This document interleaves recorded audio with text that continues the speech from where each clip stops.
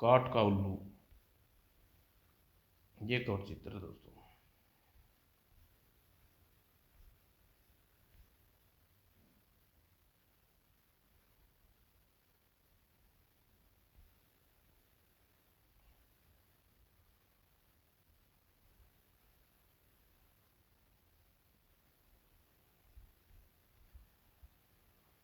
गाड़ी ने first class cafe में सुरजीत और मोहित बैठे थे। दोनों 15 वर्ष के थे। अगर लंगड़ा टिटिया हम पर मेहरबान न होता तो इतनी आरामदेह जगह मिलनी मुश्किल थी। जगह मिलती ही ना मिलती, हर हाल में आज यात्रा तो करनी ही थी। अबे मौसी के पत्थर मिल तुम्हें मिला। तुम बड़े बेचैन नजर आ रहे हो। बेचैन होने की बात ही है। मौसी ने कभी मुझे इस तरह पत्र नहीं लिखा। बचपन में जब माँ मर गई तो मौसी ने पाल पोस कर बड़ा किया। मौसी के अलावा मेरा कोई नहीं। इस समय मैंने और नहीं इस समय मैंने और नहीं किया। एक बार पत्र फिर से पढ़कर सुनाना। लो सुनो बेटे मोहित, इस पत्र के मिलते ही तुम पहली गाड़ी से जबलपुर के लिए रवाना हो जाओ। जबलपुर पहुंचकर तुम घर पर आकर 16 मील दूर भेड़ भेड़ाटाल पहुंचना। भेड़ाटाल की पहाड़ी के ऊपर चौखट योगिनी के मंदिर की बगल में होटल नर्मदा है। तुम वहां पहुंच करो। वहां तुम्हें मिलूंगी। शेष मिलने पर तुम्हारी मौसी। आखिर गाड़ी जबलपुर पहुंची। दोनों अपना सूटकेस उठाए स्टेशन से बाहर निकले तब सामने जाती एक टैक्सी को रोका। टैक्सी भेंडा घाट चल लगा। कितने पैसे लोगे? चलेंगे साहब, 20 रुपया। अच्छा चलो। भेंडा घाट आकर वह सीढ़ियों के ऊपर होटल नर्मदा पहुंचे। होटल के अंदर प्रवेश कर उन्हें खोजपूर्ण निगाहों से इधर उधर देखने लगे। तभी किसे देख रहे हो लड़कों? अपनी मौसी को। वह दिखा। हमें एक आदमी की तलाश है। हम उसे देखने आए हैं। जी नहीं। होटल में तुम्हें मौसी कहीं न दिखाई पड़ी। होटल से बाहर आकर एक अनजान आदमी तुम्हारे सामने। मौसी का नाम नहीं। तुम ठीक कहते हो, मुझे गलती हो गई। होटल से बाहर आते ही जूते पॉलिश करने वाला बैठा था। उन आदमी उन दोनों को तब तक घूर रहा था जब वे वहाँ आए थे। जरा इधर देखना, वह बूट पॉलिश वाला हमें घूर रहा है। हाँ यार, बात तो है। वे दोनों वो आदमी को देखते हुए पॉलिश वाला जरा ऊंचे स्वर में बोला, जूते पॉलिश करवाओगे मोहित बाबू? ये तुम्हारा नाम जानता है। वह दोनों बूट पॉलिश वाले के सामने जाकर खड़े हो गए। तुम मुझे जानते हो? तुम्हारा नाम मोहित है ना? क्यों? हाँ क्यों? कैसी चीज? तुम्हारे लिए मेरे पास एक चीज है। सुबह एक अधेड़ औरत आई, तुम्हारा हुलिया बताया, वह चीज दी और कहा तुम दोनों आओ तो तुम्हें देना। 10 रुपये भी दिए थे। बूट पॉलिश ने अपने मैले कुचले थैले से एक छोटा सा काठ का उल्लू का खिलौना और एक कागज दिया। यह लो। यह पहरा देने वाले यहाँ पर पहरा देने। जल्दी छिपा लो, यहाँ से दफा हो जाओ। क्यों? वह काली कार पास एक औरत से बात करता जो गंजा खड़ा है। वह अच्छा नहीं मालूम पड़ता। उसी समय पैंथर उस पॉलिश वाले लड़के को कुछ दिया है। शायद रेखा की दी उसे दे गई थी। सुनील थोड़ा कदम तेज चला। वह गंजा हमारी तरफ आ रहा है। उस लड़के को मैं पहचानता हूँ। रेखा का भतीजा, ये बहन का लड़का। मैं आता हूँ। सुनील मोहित भागने लगे। मुझे यह आदमी खतरनाक लगता है। तुम पॉलिश वाले लड़की की बात सुनी? मौसी यहाँ आई थी पर शैतान से लड़ झगड़ कर उसे भागता देख। अरे ये तो भाग रही हैं। मुझे भी भाग कर इन हर हालत में पकड़ना चाहिए। हो सकता है इनके पास वह चीज मिल जाए। दोनों नर्मदा कैनाल पर पुल पर गुजर रहे थे। पैंथर मोहित को दबोच लिया। ला लुंडे, वह हाथ का पुतला मुझे दे। नहीं दूंगा। तेरा खुदा दे, तेरा खुदा देंगे, तू किस खेत की मूली है। याद रखना, पैंथर पर हाथ उठाया है, पुल के नीचे फेंक दूंगा। पुतला पकड़ा हाथ।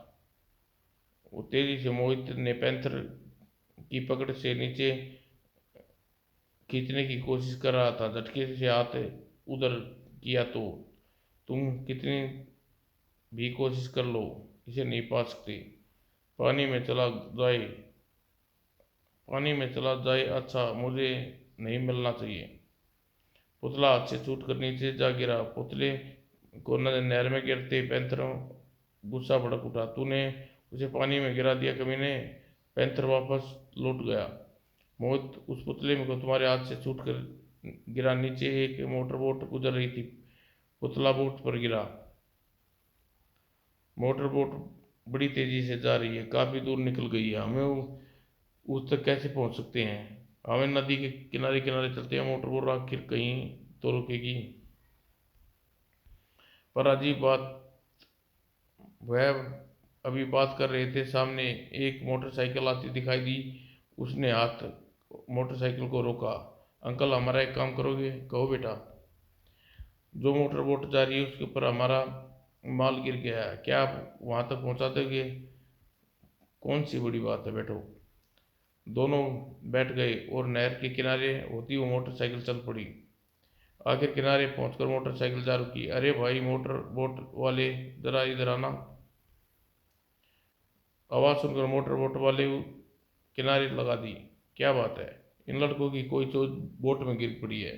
हाँ, पुल पर ऊपर से तुम्हारी बोट पुल के नीचे से गुजर रही थी। दूर खड़ा पैंथर दूर खड़ा पैंथर उन पर नजर रखे हुआ था। मोटर बोट रुकने पर सुनील ने उसे जाकर चीज निकाल लाने को कहा। सारी स्थिति भाप गया और कार में बैठकर तेजी से इन्हीं की ओर आने लगा। ओह, यह तुम पुतला काट का उल्लू। अंकल, पीछे एक कार आ रही है, उन्हें बदमाश बैठा है। तुम लोग जाओ, अगर वह ऐसा नहीं कर पाएगा। हमारा पुतला छीनना चाहता है, भगवान जाने। वह आदमी दूर वह आदमी अभी दूर गए कि पैंथर कार आती दिखाई दी। उसके सामने आकर रुक गई और उसने पैंथर उतरा। क्यों बे लोंडो, वह पुतला सीधे मेरे हाथ के हवाले कर दो, या मार खाने का इरादा है? अगर तूने हाथ लगाया तो गंजे तो ठीक नहीं होगा। हाँ, पीछे क्या पीछा क्या पक्षी का शोरबा। पैंथर मोहित की ओर लपका। उसके बगल में वही मोटरसाइकिल वाला आया। क्यों मिस्टर, क्या कर रहे हो? जाओ जाओ, अपना काम करो। काम करता हूँ दोस्त। मोटरसाइकिल वाला अपनी मोटरसाइकिल से उतर कर उसके पीठ करीब आया। छोड़ दे लड़के का हाथ, मुझे उलझना महंगा पड़ेगा। पैंथर कहते हैं, मैं सर्कस का रिंग मास्टर हूँ। मुझे मास्टर कहते हैं, हंटर मास्टर। मैंने कई जानवरों की पूंछ हिलाते पर मजबूर कर दिया। मास्टर का संकेत पाते ही सुनील और मोहित तेजी से अपने रास्ते पर चलने। पैंथर गुस्से में लपक कर मास्टर की तरफ लपका। मास्टर ने दाहिने हाथ का घूसा पैंथर पर मारा। पैंथर उठा, मास्टर पर झपटा। मास्टर ने फुर्ती से बगल से हट गया। पैंथर का वार खाली गया, तभी कार से उतर कर डाली उसके पास पहुंची। ओह, छोड़ दे, छोड़ो भी डियर, क्यों खाम का झगड़ा बढ़ाते हो? मास्टर तुम्हें देख लूंगा। अभी और कुछ भी देखना बाकी है क्या? प्लीज यहाँ से जाइए, बेहतर हुआ आप यहाँ से ले जाइए। ओ पैंथर, चलो कार में बैठो। और सुनीता मोहित रास्ते में से काफी दूर निकल चुके थे। ए भगवान, हमारी उन मोटरसाइकिल वाले ने भेज दिया। उस बूटधारी वाले ने जो पर्चा दिया था उसे पढ़ने का मौका मिल गया। चलो उस चाय वाले होटल में चाय पीते हैं और पत्थर पढ़ते हैं। चाय चाय के होटल में पहुंचकर मेज पर बैठ गए और ऑर्डर चाय का ऑर्डर दिया। जब वह मुड़ा पर्चा निकाला, हाँ क्या लिखा है, पढ़ो। सुनील बेटा, मोहित किसी कारणवश मैं तुमसे होटल में न मिल सकी। तुम काट का उल्लू ले जाकर प्रोफेसर दिवाकर को देना। इस पुर्जे के इस पर्चे पे के पीछे लिखा है, प्रोफेसर जो कुछ भी देख दे उसे सीधा पुराने किले में पहुंच जाना। तुम्हारी मौसी। चाय पीकर दोनों बाहर निकले। हम चल रहे हैं मदन महल रोड, प्रोफेसर के यहाँ। गढ़ कहाँ है? यहाँ से 24 किलोमीटर दूर। उनकी तलाश में कार उसी ओर आते पैंथर ने उन्हें चाय की होटल से निकलते देखा। तेजी से कार उनके पास पहुंची। जिनकी हमें तलाश थी वे सामने आ रहे हैं। नहीं, अब जरा हमें दिमाग से काम लेना होगा। कार को वह मुझे देखकर होशियार हो जाएंगे। तुम पैदल उसका पीछा करो। अजंता मैं होटल में हूँ। यही है 17 नंबर कमरा। को मारो गोली और फौरन फ्लैट फ्लैट भी लगी है।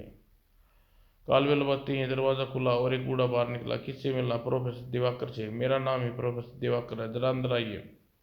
और प्रोफेसर अंदर चले गए। उधर पास टेलीफोन बूथ पर, हेलो पैंथर, मैं 17 नंबर मदन महल के रोड पर गए हैं और कोई प्रोफेसर दिवाकर से मिले हैं। क्या कहा? मैं आ रहा हूँ, जल्दी आओ।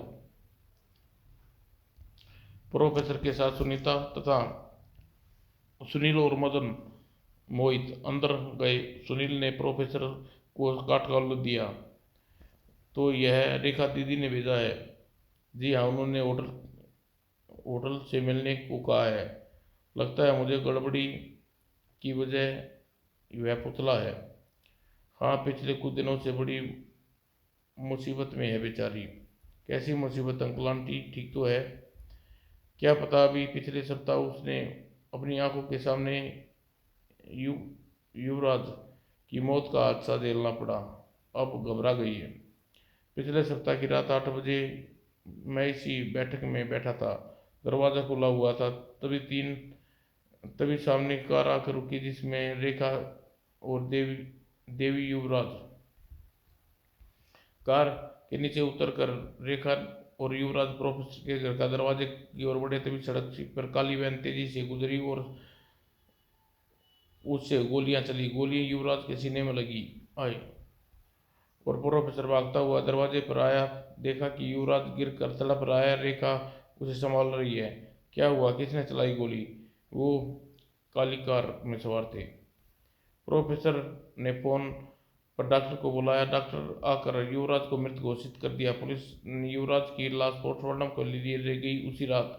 अरे, घर धमाके की आवाज़ कैसी? और पल भर न बीतते होंगे, प्रोफेसर ने दरवाजा बाहर से दस्तक हुई। कोई आया है, दरवाजे पर दस्तक दे रहा है। दरवाजा खोलते ही प्रोफेसर के सामने खून से लथपथ रेखा देवी की खड़े पाया। उसके माथे पर बड़ा सा घाव था, निशान था और हाथ में काट का उल्लू का पुतला। आप इस हालत में? मेरी कार का एक्सीडेंट हो गया है, यह जख्म उसी के हैं। और प्रोफेसर ने सारा देखा। रेखा को अंदर ले गया। पलंग पर लेटा कर रेखा अचेत हो गई। ए भगवान, यह तो बेहोश हो गई। अब जबरन जब रेखा को होश आया तो सुबह सफेदी फैल चुकी थी और प्रोफेसर ने उसके लिए काफ़ी बनाकर पिलाई। अब कैसी तबीयत है आपकी? डॉक्टर को बुलाऊं क्या? नहीं, मैं अभी चली जाऊंगी। तुम जाने से पहले एक तकलीफ देना है। कहिए, क्या है? मैं चाहूंगी काट के उल्लू को अपने पास संभाल कर रखें। यह या तो 1-2 दिन में इसे ले जाऊंगी, या ऐसा एक ही एक छोटे काठ के उल्लू का पुतला लेकर भेजूं तो आप यह दे दीजिएगा। यह तो हो जाएगा, पर मुझे यह बताइए आखिर यह सब क्या है? वह व्यक्ति कौन था जिसे गोली मार दी गई? तब मंडला के राजा राजा थे संग्राम सिंह। दुर्गावती और उस पुत्रवती दुर्गावती के पुत्र का नाम था वीरा वीरा नारायण। वीर नारायण के वंश से हूँ। जो मरा गया वह मेरा भाई था विक्रम। मैं इतिहास का प्रोफेसर, मेरे लिए यह जानकारी बड़ी लाभदायक है। मेरे भाई वीर नारायण को जायदाद आखिर वारिस था और आप से मिलने आए आप इतिहास के प्रोफेसर विक्रम को यह सब मालूम हुआ तो काट के उल्लू उसकी जायदाद की वसीयत छिपी हुई है, कहा छुपा है, इस जान यह हम नहीं जान पाए, इसलिए आप इसे पूछने आए।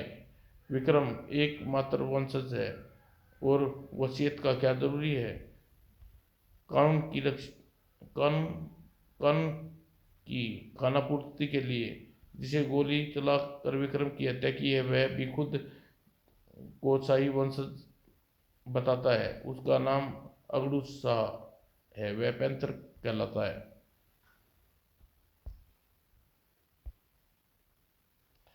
पैंथर का कहना है कि मेरे पिता ने एक दूसरी शादी भी की थी, वह मेरे पिता का दूसरा पुत्र है। विक्रम वह वह कहता है सब कुछ झूठ है। काठ का उल्लू में जायदाद की वसीयत नामा होने की बात उसे मालूम पड़ी थी। वह तभी से उसे हथियाने लगा। आप इसे अपने पास कुछ दिन रखें, मैं आपसे ले जाऊंगी, आप फिक्र न करें, मैं इसे अच्छी तरह संभाल कर रखूंगा, आप चाहें इसे जब ले जाना मंगवा लेना। विक्रम की मौत के बाद आप अकेली रह गई हैं एहतियातन बरतने के पैंतर से दूर रहिएगा, वह खुकार किस्म का आदमी है, आपकी जितनी बन सके मदद करूंगा। उस दिन रेखा देवी तो चली गई, आज तुम उसका काठ का उल्लू लेकर आए हो। सचमुच मौसी मुसीबत में है, पुलिस की सहायता लेनी चाहिए। मैंने भी उनसे यह सुझाव दिया था, उन्होंने कहा कि इस तरह बातें बिगड़ जाएंगी और खतरा बढ़ जाएगा। हो सकता है मौसी की बात सही हो, क्या ख्याल है? मैं अच्छा, मैं तुम्हें काठ का उल्लू दे दूं, अभी उसे लान लेकर आना। रवाना हो जाएंगे, कल शाम तक गढ़ा किले में पहुंच जाएंगे। अंकल, वह शैतान हमारे पीछे पड़ा था। प्रोफेसर काठ के उल्लू का एक बड़ा सा पुतला लाकर मोहित को दिया। लो, जल्दी यहाँ से निकल जाओ, कहीं ऐसा ना हो तलाश करता हुआ बदमाश भी यहाँ आ जाए। बस स्टैंड गढ़ा के लिए बस मिल जाएगी ना अंकल? मोहित सूटकेस खोलकर पुतला उसमें रख दिया और वह सुनील सूटकेस उठाकर जाने के लिए खड़ा हुआ तो उसकी निगाह दरवाजे पर पड़ी। पैंथर के हाथ में रिवॉल्वर था। पैंथर को जिसकी जरूरत होती है उसे ढूंढ लेता है। चुपचाप काट का उल्लू में सौंप दो। ओह, अगर मैं निकालूं तो रिवॉल्वर तुम्हारे खोपड़ी खोल दूंगा। छोटे छोटे कदम बढ़ता हुआ पैंथर पड़ने लगा। बेटा, ना कि अपनी जान के खतरे में डाल रहे हो, पुतला दे दो। ये ठीक ये कि न समझदारी की बात तुमने। और मेज पर रखा मोहित ने सूटकेस खोलने का उपकरण करने लगा। पैंथर एकदम निकट आ गया, तभी बिजली की फुर्ती से सुनील की लात पैंथर की रिवॉल्वर पड़ी और रिवॉल्वर पैंथर के हाथ से दूर जा गिरी और फर्श पर गिरी रिवॉल्वर उठाने के लिए झपटा। प्रोफेसर ने टांग अड़ाने के सामने मुंह पर बल गिरा। प्रोफेसर रिवॉल्वर उठाने के लिए झपटा, नीचे पड़े ही पैंथर ने हाथ से उसकी कमर खींच ली। प्रोफेसर की भी गिर पड़ा। तुम लोग यहाँ रुको मत, भाग जाओ। सुनील और मोहित अपना सूटकेस उठाए और दरवाजे की झपटे। पैंथर ने अपनी कमर के पास छुरा निकाला और मोहित की तरफ फेंका। हड़बड़ी में निशाना चूक गया और मोहित की टांग में गहरा छीलता चला गया, पर अपने जख्म की परवाह न करते मोहित सुनील बार बार निकले। पैंथर प्रोफेसर की गिरबान पकड़कर उसे 3 बार चेहरे पर जमा दिए। बता, लड़के कहाँ गए हैं? अगर तू मेरी जान भी ले ले तो नहीं बताऊंगा। पैंथर लपक कर रिवॉल्वर उठाया। जान तो तेरी लूंगा, मगर तुम बता दो वे लड़के कहाँ गए तो बच जाओगे। हरगिज नहीं। मगर प्रोफेसर पैंथर ने प्रोफेसर को गोली जमा दी और सीने पर लगी। प्रोफेसर नीचे गिर गया मरने से पहले। जान तो एक दिन जानी थी, अच्छा हुआ किसी भले काम के लिए गई। सुनील और मोहित भागते हुए बाहर, टांग के जख्म में खून रिस रहा था। जल्दी एक रिक्शा पकड़ो, बस स्टैंड पहुंचो। तुम मेरी फिक्र ना करो पागल, चलो पहले किसी डॉक्टर के पट्टी करवा लो।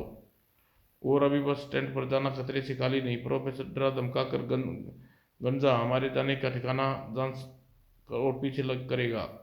तुम्हारी बात ठीक है, इसी रास्ते पर आगे बढ़ो। पर यह रास्ता जाता कहाँ है मालूम है? कहीं तो जाता होगा, पहले गंजे की चुंगल से बचो। उधर प्रोफेसर की मौत पर पैंथर झटलाया हुआ बाहर निकला और सड़क पर खड़ी कार में बैठी सुनीता से मिला। कहाँ गए वे लड़के, तुमने देखे? हाँ, इस ओर गए हैं। चलो जल्दी उन्हें पकड़े, बड़ा ज़रूरी है। लगभग 3 फुलंग दूरी पर तय करने के बाद, सुनील, मुझसे चला नहीं जा रहा, पैर में जख्म बड़ा कसक रहा है। मैंने पहले ही कहा था पट्टी करवा लिया, अब यहाँ आसपास कोई डॉक्टर भी नहीं है। सुनील की निगाह सहसा उसके पीछे करती कार पर पड़ी। मोहित पीछे देख, वही कार, वह बदमाश गंजा हमारी तलाश में आया है, अब क्या करें? उन्हें उन्हें बेचैनी से चारों ओर देखा। केवल सड़क पर एक साधारण मकान नजर आया। चलो उसी मकान में चलकर शरण लेते हैं, क्या पता हमें मास्टर जैसा कोई मददगार मिल जाए। क्यों ना, क्या जाने वहाँ कौन रहता है। उस मकान के दरवाजा खुला, दोनों अंदर जाग कर देखा। एक खूंखार व्यक्ति कमरे में बैठा शराब पी रहा था। कौन है? बाहर जाग रहा है, अंदर आओ। नमस्कार भाई साहब। कौन हो तुम? यहाँ क्या ताक झाक कर रहे हो? मेरे इलाके में कोई गुंडा तुम जैसे शरीफ लड़कों को चाकू चलाए देखता हूँ? भाई साहब, हम लोग परदेसी हैं, मेरे दोस्त को एक गुंडे ने चाकू मार दिया, जख्मी कर दिया। हम आराम करना चाहते हैं। हम झूठ नहीं बोल रहे, देखिए कितना चोट लगी है जांघ पर।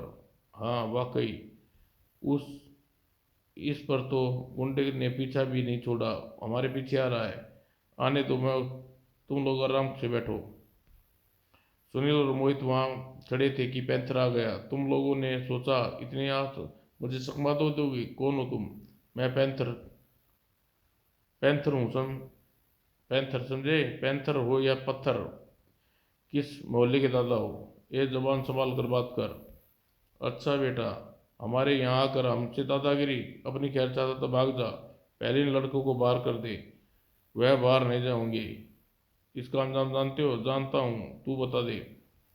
पैंथर ने रिवॉल्वर निकाल कर कालू पर तान दिया। इस रिवॉल्वर को तो अच्छी तरह पहचानते होगे, इसका अंजाम की धमकी दे रहे हो? बस घोड़ा दबाने की देर है, मुझे जरा सोचने का मौका दो, जल्दी फैसला करो, मेरे पास वक्त नहीं है। माथे पर बल लिए कालू ने बोतल बोतल से डाला शराब का गिलास में भरा। पियोगे? नहीं।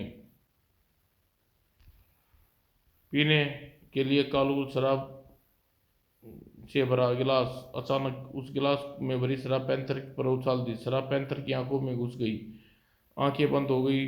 पैंथर गोली चला दी। आंखें बंद होने के कारण निशाना चूक गया। कालू ने बोतल पैंथर के सिर पर मारी और फिर कालू ने सराया घुसा पैंथर के माथे पर पड़ा। कान पैंथर चकरा गया।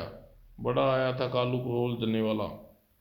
तभी, कालू दादा, कालू दादा, ये गोली किसने चलाई? यह आया था 30 मार का, पहले उन लड़के से चाकू से मारा, फिर मुझ पर गोली चला दी, धमकी देने आ लगा। मारो गंजे को, बहुत दिनों बाद हाथ साफ करने का मौका मिला है। और फिर लो, अब लो नंबर जूते। सब लोग पैंथर को अच्छी तरह धुनकर उसे शांत हो गए और कालू, सुनील, मोहित से मुताबिक हुआ। अब तुम यहाँ से लोग कहाँ जाओगे बेटा? अब फिक्र मत करो, तुम गड़ा तो तुम लोग बस से जाओगे? अभी मैं कोई इंतज़ाम करवा देता हूँ। हमें गड़ा के पुराने किले में पहुँचना है। भाई साहब, बस से तो नहीं जाएंगे, कोई और सवारी मिल जाए तो? अरे ओ भिखू, तुम जाओ, डॉक्टर को बुला लाओ, और रमा तू रुक, बाकी सब जाओ। सब लोग चले गए, केवल तांगे वाला रमा रह गया। यह अलडुल भी नहीं रहा। देखो कहीं मर तो नहीं गया? कालू दादा, इसके साथ एक औरत भी बाहर कार में खड़ी है। कालू दरवाजे पर जाकर देखा। हाँ, बाहर एक कार खड़ी है, एक फुलझड़ी खड़ी है, जरा उसे बुला लाना। और राक्षस रमा जाकर डोली को बुला लाया। एम साहब, अपने साथी को आज बच गया, आइंदा जान से मार दूंगा। मर गया? बड़े शौक से इसका हम यह बंद रमा जाकर कार में। मैं पुलिस रिपोर्ट करवाऊंगी। रमा पैंथर को ले चला। रमा पैंथर को पिछली सीट पर डाला। डोली कार चलाने आगे। डोली पहले किसी डॉक्टर के पास चल पड़ा। बड़े भेजा मार लगाई है कमबख्तों ने। ये तुम्हें होश आ गया या बेहोशी का नाटक कर रहे थे? बेहोश होने का नाटक न करता तो कैसे मालूम पड़ता वे लोग गड़ा किले में जा रहे हैं? मेरा ख्याल है रेखा भी वहीं होगी। कालू के कमरे में। रमा, तुम लड़कों की टांगे तांगे से गड़ा तक छोड़ाओ। तुम पैसे की फिक्र मत करो, जितना मांगो उतने दूंगा। छोड़ तो सकता हूँ लेकिन नहीं नहीं, पैसों की बात नहीं। भी यहाँ से 20 किलोमीटर है। मोटर तक तो जाया जा सकता है पर तांगे से नहीं। तुम हमें 20 किलोमीटर ही छोड़ाओ, हम पैदल चले जाएंगे। तब डॉक्टर को बुला लिया। कहो कालू दादा, क्या बात है? अच्छा तुम आ जाओ। रामा, आगे की तैयारी करो। डॉक्टर साहब जल्दी लड़के की मरहम पट्टी दबा कीजिए, चाकू लगा है। डॉक्टर, यह परदेसी है, जरा बढ़िया दवा लगाना। डॉक्टर अपनी कार्रवाई पूरी की। मैंने जख्म पर पट्टी कर दी है, इंजेक्शन भी दे दिया है, मगर इसे आराम करना चाहिए। कितने पैसे हुए? ये लड़के कालू के कमरे में पैसे की बात नहीं करते डॉक्टर के जाने के बाद। सुनो, डॉक्टर ने कहा है कि आज तुम्हारा दौड़ धूप करना मना है। आज रात तुम रुको, कल सुबह तक ठीक हो जाओगे, चले जाना। नहीं, हमारे वहाँ पहुँचना ज़रूरी है, किसी की ज़िंदगी का सवाल है। अगर ऐसी बात है तो मैं रोकूंगा नहीं। तभी रामा वहाँ आ गया। चलिए, मैं तांगा ले आया हूँ। रामा, संभल कर ले जाना, ख्याल रखना। अच्छा कालू दादा, हम चलते हैं। हम पर जो एहसान किए हैं उसके ज़िंदगी भर नहीं भूलेंगे। एहसान कैसा बेटा? यह तो मेरा फर्ज है। कालू से विदा होकर रमा तांगे में सवार होकर चल पड़ी। आज गंजे का भाग्य खराब हुआ है, जगह जगह पिटता फिर रहा है। मैं प्रोफेसर के बारे में सोच रहा हूँ, ना जाने क्या बुरा होगा। उधर पैंथर डॉक्टर की ड्रेसिंग करवा कर निकल कर डोली हंस पड़ी। अरे, हंस क्यों रही है? अपनी शक्ल देखो आईने में। तरह इस तरह आकार पकार टेप डॉक्टर ने लगाई है, मानो एक नया नक्शा बना दिया। डोली, मेरा नाम पैंथर है। जरा ये जायदाद का मामला सुलट जाए फिर देख लूंगा कालू को, कहीं उल्टा न हो जाए। ओह, खामोश रहो मूर्ख। और इसी तरह सफ़ेद कार भेंडा घाट की पहाड़ी के नीचे आकर रुकी और उसने रेखा उतरी और पहाड़ी पर चढ़ने लगी। लगता है वह आया है। आया नहीं, क्योंकि आया होता तो अब तक गड़ा पहुंच कर जाना चाहिए था। होटल नर्मदा के सामने बूट पॉलिश वाले ने रेखा खड़ी। कहिए मेम साहब, फिर कैसे तकलीफ की? क्या वह आया था? वह तो मेरे पास नहीं पहुंचा। आया था, साथ में एक लड़का और था।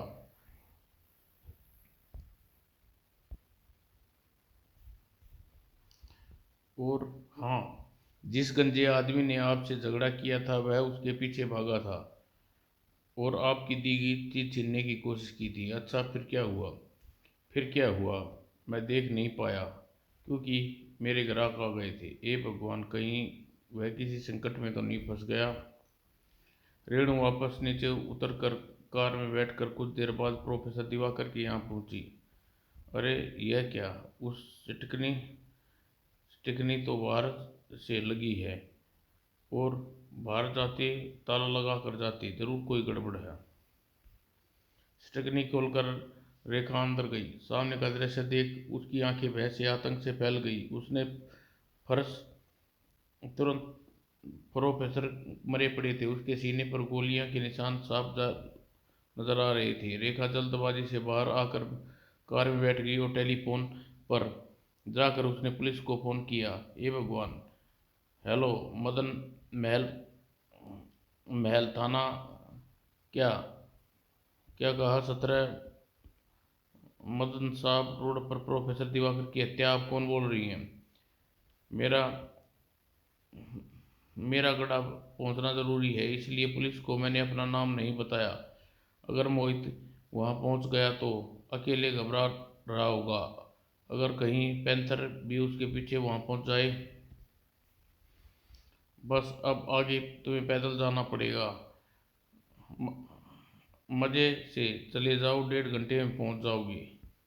हाँ, वह तो पहुंच जाएंगे। यह लो 20 रुपये काफ़ी रहेंगे। जी, जो भी आप दे ठीक है। कच्चा रास्ता खत्म हो गया, अब पथरीली उबाड़ खुबाड़ रास्ता नजर आ रहा था। राम तांगा रोक दिया और तांगे वाले के जाने के बाद वह पथरीले रास्ते पर संभल कर आगे बढ़ने लगी। यद्यपि वहाँ पगडंडी दिखाई पड़ रही थी, लेकिन पगडंडी के और दोनों गहरे गड्ढे थे।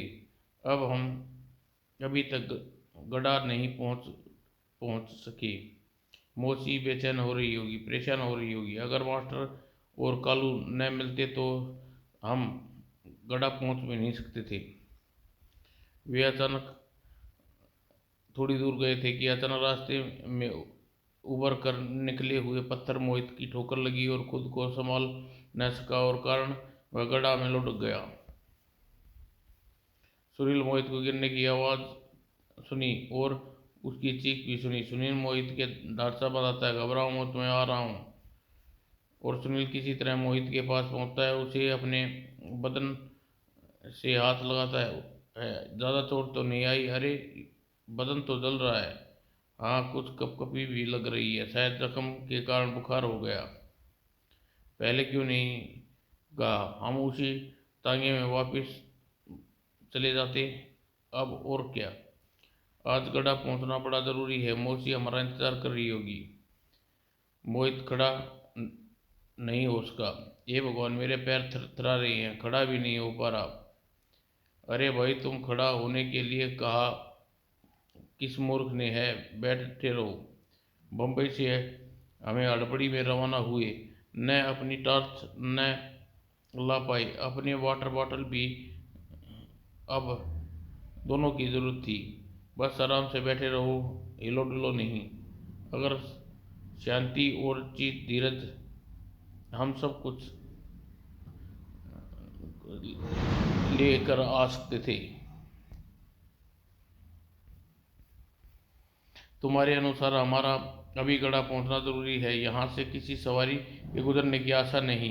आओ, तुम्हें पीठ पर उठा ले चलूं। नहीं सुनील, नहीं। मेरे कारण तुम परेशान हो रहे हो। बहुत देर कुछ देर रुको, मैं चलने के काबिल हो जाऊंगा। अरे यार, अगर दोस्त काम नहीं आया तो कौन काम आएगा? उधर कार वापस रेखा गढ़ा के किले में पहुंची। रात के 9:30 बज रहे थे। कार से उतरकर मुख्य द्वार पर उसे संतोष की सांस ली। ओह, ताला जैसे था वैसा लगा है। भगवान ने अब तक यहाँ नहीं पहुंचे, मगर अब ताले को लगा देख कर यहाँ इंतजार करते वक्त करके वापस नहीं जा सकते थे। और उत्साह इस उत्साह में रेखा ने ताला खोला और दरवाजे को ठोक कर किले के अंदर ठेल कर किले के अंदर प्रविष्ट हुई। लैंप जलाया। लैंप के धुंधले प्रकाश में दरवाजे पर अजीब सी लगी। अगर वे नहीं आए तो सारी रात इस किले में अकेले रहना पड़ेगा। खैर, रेखा आगे बढ़कर दरवाज़ा बंद किया और वापस आकर एक कुर्सी पर बैठ गई। वैसे अभी 10 बजे हैं, मुझे कुछ और इंतज़ार करना चाहिए। उधर रेखा किले में पड़े गड्ढे का रास्ते में बगल में वाले गड्ढे में। अरे सुनो, ऐसी आवाज़ें आ रही हैं जैसे कोई मोटरसाइकिल आ रही है। यहाँ कौन आ सकता है मोटरसाइकिल चला रही? तुरंत थोड़ी देर बाद हल्की सी आवाज़ मुझे भी सुनाई पड़ रही है। मैंने तो पहले ही कहा था। मैं देखता हूँ अब तक भगवान हमारी मदद के लिए शायद इस इंतज़ार कर रहे हैं। और सुनील गड्ढे के से बाहर निकल आया। जैसे ही आवाज़ आ रही थी उसे देखने लगा। दूर से रोशनी का एक धब्बा दिखाई पड़ा। धीरे धीरे करीब आता जा रहा था। वो सचमुच कोई मोटरसाइकिल है, इसी ओर आ रही है। कहीं वह गंजा तो नहीं। मोटरसाइकिल एकदम करीब आ गई। भाई साहब ज़रा सुनिए, 1 मिनट बात करनी है। कुछ पलों बाद मोटरसाइकिल सुनील के सामने आकर रुकी। चांदनी में मोटरसाइकिल हेडलाइट प्रकाश में सुनील ने चालक को देखकर खुशी से चीख उठा, मास्टर, अरे तुम बेटे, तुम यहाँ क्या कर रहे हो? हमारा किले हमें गड़ा के किले में जा रहे थे अंकल, बड़ी मुसीबत में फंस गए। मैं गड़ा जा रहा हूँ, कल हमारा सर्कस जबलपुर से गड़ा चला जाएगा। सुनील जल्दी मास्टर को सारी बात बताई। मास्टर ने मोटरसाइकिल से उतरकर मोटरसाइकिल स्टैंड पर खड़ी की। जिस गड्ढे में तुम पड़ा है तुम्हारा दोस्त, बताओ, मैं निकाल देता हूँ, आइए मेरे साथ। लेकिन बेटे, ऐसी हालत में तुम इस रास्ते पर आकर ठीक नहीं किया। वह गड्ढे में पहुँचे।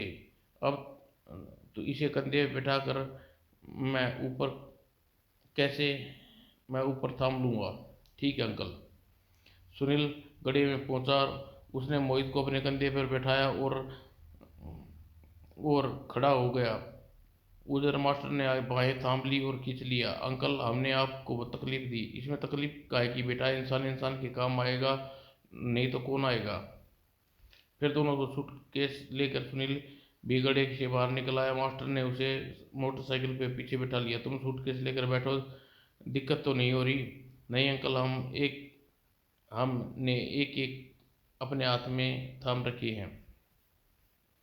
इस बीच किले में उनका इंतजार करती रेखा काफी चौकी बीचों की हाथ से गुजर रही थी। उसकी हालनुमा कमरे में टहल रही थी। वो 10:30 बज गए, अभी तक उनका कोई पता नहीं चला। उसी समय किले की दीवार के बाहर एक काली कार आकर उसके पैंथर व डोली उतरे। बीच में कार खराब न हुई होती तो कब तक पहुंच जाती। खैर, अब ठीक समय पर आए हैं। रेखा अंदर है, यह देखो उस सफ़ेद कार खड़ी है। कार अंधेरे में पार्क कर दी। आओ अब अंदर चले। रेखा बेचैनी से टहल रही थी। दरवाजे पर दस्तक हुई। लगता है वे लोग आ गए। बड़ा प्रसन्नता से रेखा ने दरवाज़ा खोला। दरवाज़ा खुलते ही सामने नज़र पड़ती ही खुशी गायब हो गई। मैं जानता था मुझे देखकर तुम खुशी नहीं होगी, क्यों कि तुम किसी और का इंतज़ार कर रही हो। तुम यहाँ से चले जाओ। मेरा नाम पैंथर है। नाम नाम में मार्टिनी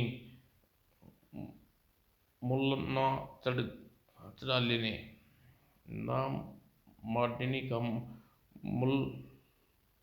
मुलम्मा चढ़ा लेने से किसी की औकात हैसियत बदल जाती है, मैं अच्छी तरह जानती हूँ।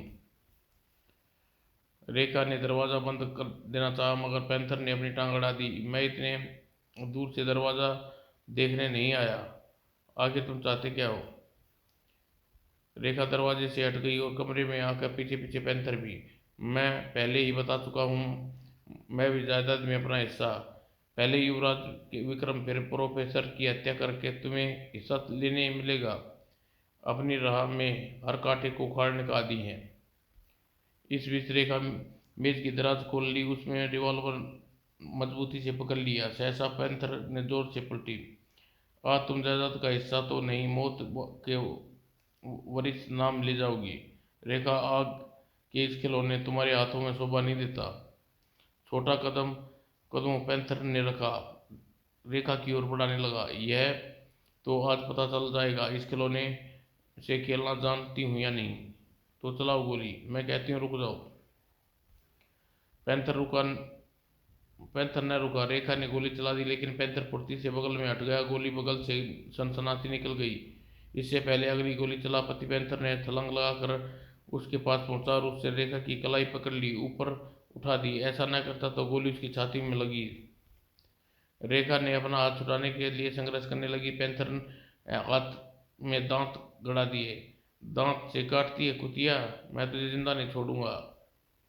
और इससे बौखला गुस्से में भरकर अपने हाथ में उठा और अब उसके हाथ जेब में डाला और छुरा निकाल कर उसने रेखा के सीने में मुठ तक घुसेड़ दिया। एक चीख मार कर रेखा लड़खड़ा कर नीचे गिर पड़ी।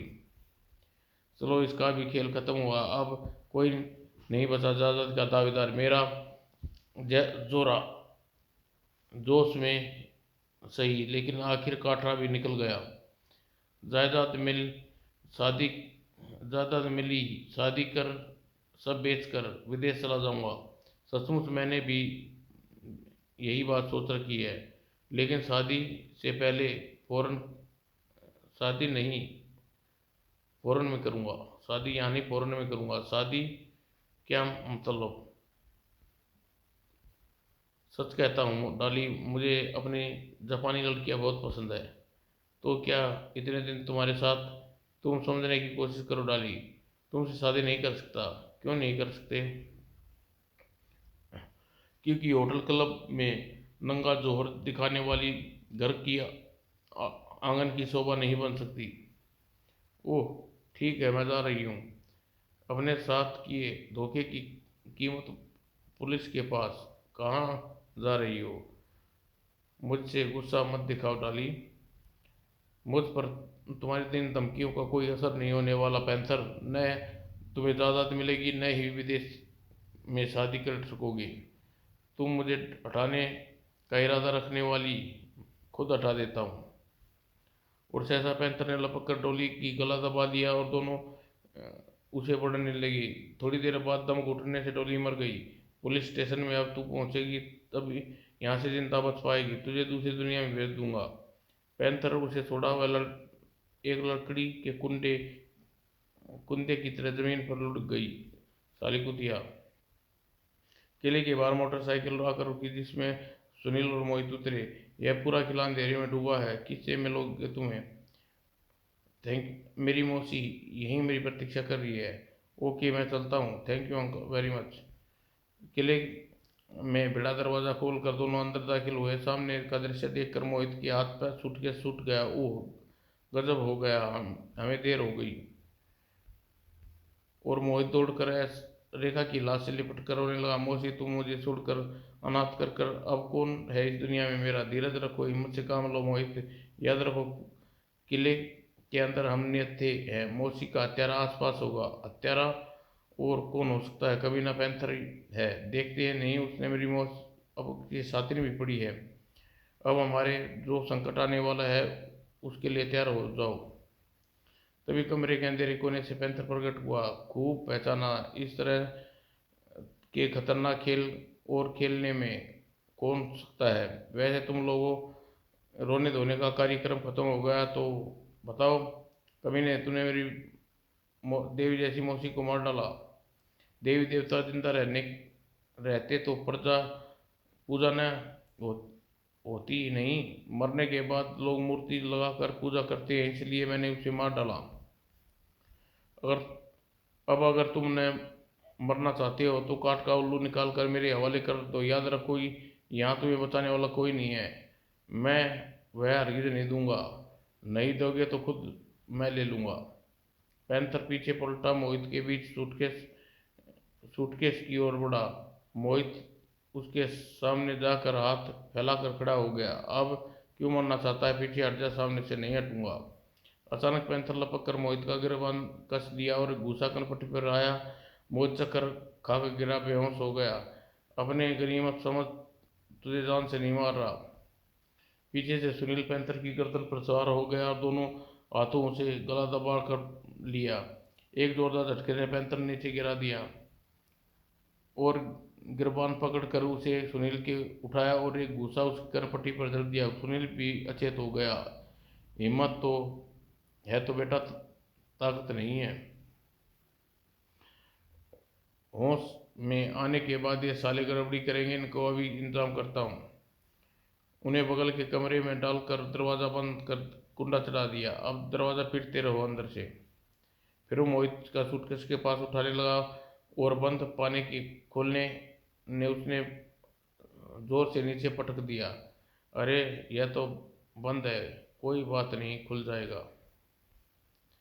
सूटकेस जोर से गिरने से कलच ढीला टूट गया। सूटकेस का पल्ला खुल गया। पल्ला खुलते ही ऊपर रखा काठ का उल्लू बाहर आ गया। अब मुझे बड़ा परेशान कर रखा था, आखिर मेरे पास है। पैंथर ने काट का उल्लू चारों ओर से ठोक बजा कर देखा। अरे यह तो अभी सभी तरह से ठोस है, फिर भला कैसे छिपा सकते हैं वसीयत। आखिरकार उसने कहीं से ढूंढकर पत्थर को एक हथौड़ा ले आया और काट के उल्लू को चोट करने लगा। लगातार चोट से काट का उल्लू के टुकड़े बिखर गए। अरे यह तो सचमुच ठोस था, इसमें तो कुछ नहीं निकला।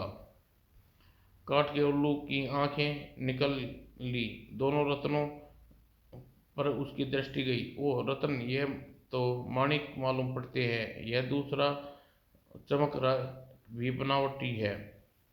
पत्थर के उल्लू के रतन को रख कर वह उसे हथौड़ा पटक दिया। टुकड़े से बिखर गया। सचमुच कांच का था। उसके टूटते जिस वस्तु पर पैंथर की नजर पड़ी वह उसकी आंखें चमक गई। यह सचमुच कांच का निकला। पर यह कागज का गोली इसके अंदर कैसे खोल खोल खोल कर देखे। उसने पुड़िया को खोलकर उसे हथेली पर फैलाया और हथेली पर 2 इंच का कागज का टुकड़ा था जिस पर लिखा था। वह पढ़ने लगा। चौथे जीने की बाईं ओर लगी फोटो दाईं तरफ घुमाओ, अगले आले में रखे भालू का सर काट डालो। पैंथर ने उस पेज को बार बार पढ़ा, फिर वह जीने की तरफ गया। चौथे जीने पर उस पर एक रुक गया और वहां बाईं ओर दीवार पर देखा। सम्राट शाह का आदम कट फोटो लगी थी। फोटो यह सब इसी के दाहिने ओर घुमाने चाहिए। पैंथर ने फोटो को तस्वीर को पकड़कर दाहिने ओर घुमाया। चित्र के नीचे दीवार चित्र का हिस्से शरीर खींचने पल्ले अंदर बैठ गए और नीचे जीने दिखाई पड़ने लगा। ओह यह तहखाना, इसमें गुप्त अंधेरा। पैंथर लैंप लेकर आया और तहखाने की सीढ़ियां उतरने लगा। तहखाने नीचे पहुंचकर पैंथर ने देखा एक बड़ा कमरा। उसे कई बड़े लोहे के शानदार बक्से तथा दीवार पर टंगी पुराने अस्त्र, जिसे तलवार, ढाल, भाले इत्यादि। पैंथर ने सभी गौर किया। एक बक्से को छोड़कर किसी बक्से का ताला नहीं था। कहाँ है वह आला और भालू? उसकी निगाह कोने में बने एक आले पर गई और भालू काठ का पुतला पड़ा था। उसे उठा लिया। अब इसकी गर्दन तोड़ डालूं। लैंप को एक और रख उसने पुतले की गर्दन पकड़कर जोर लगा कर खींचा। कोशिश की लेकिन गर्दन धड़ से अलग न हुई। लो, गर्दन तो कट गई और धड़ का अंदर से खोखला था। पैंथर ने अंदर जाकर देखा। अब देखूं अंदर क्या है। अरे ये कागज।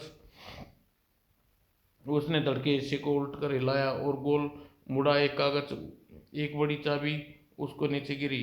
शायद यही वसीयत है। यह पढ़ कर देखूं। सारी बड़ी लंबी चौड़ी वंशावली है लिखी है। मूछ की बात देखूं, माल टाल कहाँ रखा है। पैंथर ने कागज के हिस्से को बार बार पढ़ने लगा। मेरे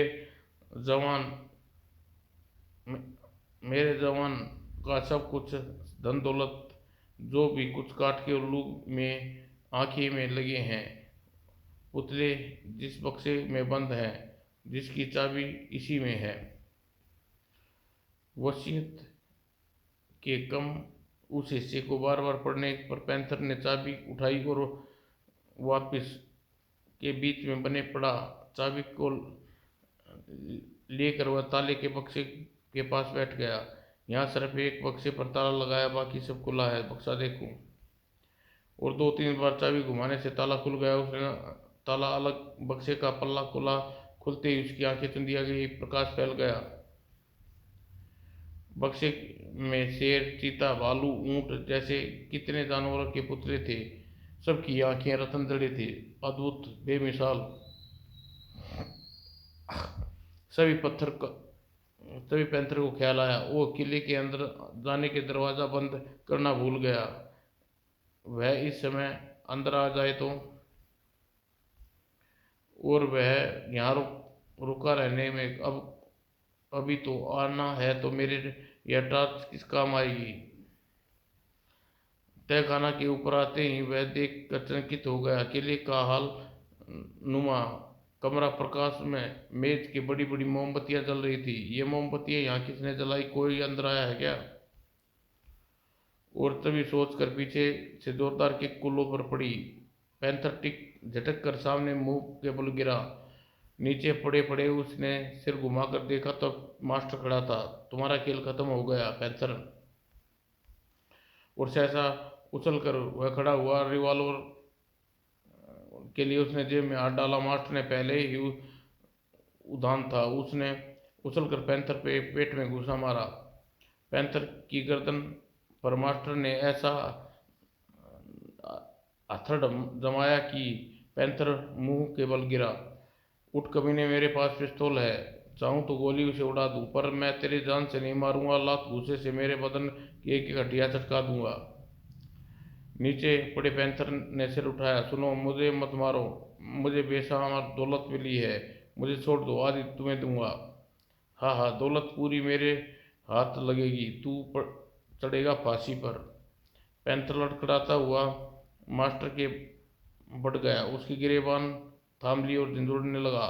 अब वह बता, दोनों लड़के कहाँ हैं? मालूम नहीं, या बताना नहीं चाहता? मालूम नहीं, तेरा बाप भी बताएगा।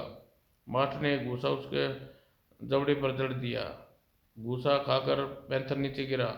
मास्टर ने फिर उसे गिरेबान से पकड़ा। बोल, बताएगा या नहीं? चाहे तू मुझे मार डाल, मैं नहीं बताऊंगा।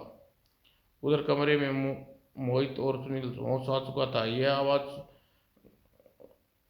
सुन रहे थे। मोहित, लगता है हाल में पैंथर किसी से लड़ाई हो रही है। पैंथर से लड़ाई हो रही है, जाहिर है पैंथर का दुश्मन होगा, हमारी मदद करेगा। आओ हम दोनों मिलकर दरवाज़ा पीटते हैं ताकि हमारे बारे में पता चल जाए। वो दोनों दरवाज़ा पीटने लगे। और हाल में पैंथर की गिरेबान पकड़ खड़ा दरवाज़ा पीटने की आवाज़ सुनकर खुश होकर उससे जबरदस्त घुसा पैंथर की नाक पर मारा। ले, मालूम पड़ गया, और पैंथर गिर गया। मास्टर ने अपनी जेब से नाइनोल की पतली सी डोरी का गुच्छा निकाला और पैंथर के हाथ पीछे की ओर बांध कड़ पे बांध दिए। एक हाथ एक साथ मिला कर कस कर बांध दिए। और फिर आगे बढ़कर उसने मास्टर ने कमरे की साकल खोली। मास्टर अंकल, आप? सुनील और मोहित बाहर निकले और मास्टर को देखते हुए से लिपट गए। हाँ बेटे, जब तक तुम लोग ने बहुत तकलीफें सही, अब नहीं सहनी पड़ेंगी। मोहित सबक उठा। हम लोगों ने तो मुसीबत तो सही अंकल, उस बदमाश ने मेरी मौसी को मार दिया, मुझे अनाथ कर दिया। मोहित सांत्वना देते हुए मास्टर ने सिर पर हाथ फेरने लगा। सब्र से काम ले बेटा, मुझे खेद है कि अपने आदमी मैं अपने आदमी समय पर न पहुंच सका। बदमाश तुम्हारी मौसी मौसी और उसके साथी को मौत के घाट उतार दिया। आप अपने आदमी लेकर क्या मतलब? मैं पुलिस लेने गया था, किले के चारों तरफ पुलिस ने घेर रखा है। यह मुझसे बचकर भाग भी जाता तो बाहर दबोच लिया जाता। मैंने अच्छी मरम्मत करके बांध दिया। पर अंकल, आप इतने सारे पुलिस वालों को लेकर कैसे गए? अरे भाई, मैं सरकारी मास्टर नहीं, सीआईडी इंस्पेक्टर सीना हूँ। युवराज विक्रम सिंह की मौत की जांच में यहाँ आया था। तुम लोगों को ढूंढता मैं कालू से मिला। उसने मिली जानकारी के कारण मैं कच्चे रास्ते से आ रहा था। तीनों पैंथर के करीब पहुंचे। पैंथर, अगर तुम सब जानकार सरकारी अफसर न होते तो कानून की मेरे ऊपर बंदिश न होती। यकीनन ऐसे तड़पा तड़पा कर मारता। इसके बाद मिस्टर सिन्हा जेब से सीटी निकाली और बजाई। सीटी बजते ही ढेर सारे बंदूकधारी पुलिस वाले अंदर घुस आए और मिस्टर सिन्हा के सामने कतार बनाकर खड़े हो गए। सुना तुमने? मैं पुलिस स्टेशन ले जाओ, एम्बुलेंस लेकर यहाँ आओ, दोनों लाशों को ले जानी है और इसे इसे भी ले जाना होगा। नहीं, इसे नहीं, इसे सालों को गठिया घसीट कर ले जाएंगे ताकि इसकी चमड़ी में खिंच जाए।